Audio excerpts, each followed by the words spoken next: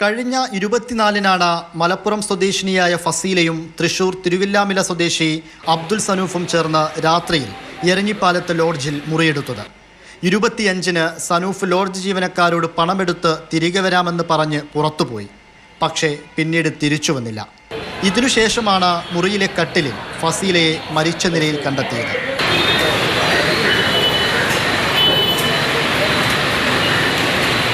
സനൂഫ് ലോഡ്ജിൽ നൽകിയ മൊബൈൽ നമ്പറും മേൽവിലാസവും വ്യാജമാണെന്ന് പോലീസ് കണ്ടെത്തി. മൊബൈൽ നമ്പർ സ്വിച്ച് ഓഫ് ആണ്. ഇതോടെ മരണത്തിൽ ദുരൂഹതകളുണ്ടെന്ന് ഉറപ്പിക്കുകയാണ് കേസ് അന്വേഷിക്കുന്ന നടക്കാവ് പോലീസ്. നിലവിൽ നമുക്ക് ഒന്നും പറയാനുള്ള സാധ്യത ആയിട്ടില്ല. 24-ാം തീയതിയാണ് റൂം എടുക്കുന്നത്. ഈ ആളെ ട്രേസ് ചെയ്യാൻ പറ്റുന്നുണ്ട് സാർ? ഇല്ല, ആൾ പോയതിനു ശേഷം ഫോൺ സ്വിച്ച് ഓഫ് ആണ് നമ്മൾ നോക്കുന്നുണ്ട്. ഓക്കെ, ഇല്ല, അത് പോസ്റ്റ്മോർട്ടം കഴിഞ്ഞതിന് ശേഷം നമുക്ക് പാടുകളോ അങ്ങനെ ഒന്നും കാണാനില്ല. അബ്ദുൽ സനൂഫ് ഉപയോഗിച്ചിരുന്ന കാർ പാലക്കാട് മേഴ്സി കോളേജ് പരിസരത്ത് നിന്നും കണ്ടെത്തിയിട്ടുണ്ട്.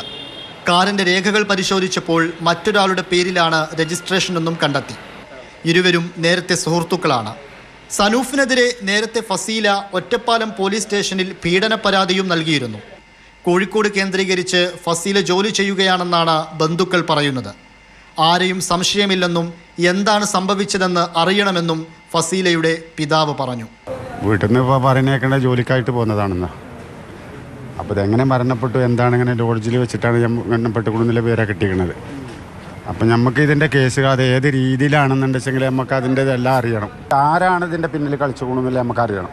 നമുക്ക് ആരെയും സംശയമൊന്നുമില്ല. കാരണം നമ്മളിപ്പോൾ ജോലിക്ക് പോകണമല്ലേ. അബ്ദുൽ സനൂഫിനായുള്ള അന്വേഷണം ഊർജിതമാക്കിയിരിക്കുകയാണ് പോലീസ്. മൃതദേഹം കോഴിക്കോട് മെഡിക്കൽ കോളേജ് മോർച്ചറിയിൽ പോസ്റ്റ്മോർട്ടം പൂർത്തിയാക്കിയ ശേഷം ബന്ധുക്കൾക്ക് വിട്ടു നൽകും. മലപ്പുറം തേലക്കാട് കാപ്പ് ജുമാ മസ്ജിദിൽ ഖബറടക്കും. ഫസീലയുടെ മരണത്തിൽ ദുരൂഹതകളേറുകയാണ്. കൂടെയുണ്ടായിരുന്ന അബ്ദുൽ സനൂഫ് എങ്ങോട്ടാണ് പോയത്? എന്തിനാണ് മൊബൈൽ ഫോൺ സ്വിച്ച് ഓഫ് ചെയ്തത്? ഉത്തരം കിട്ടാത്ത ചോദ്യങ്ങൾ അനവധിയാണ്. മാതൃഭൂമി ന്യൂസ്, കോഴിക്കോട്.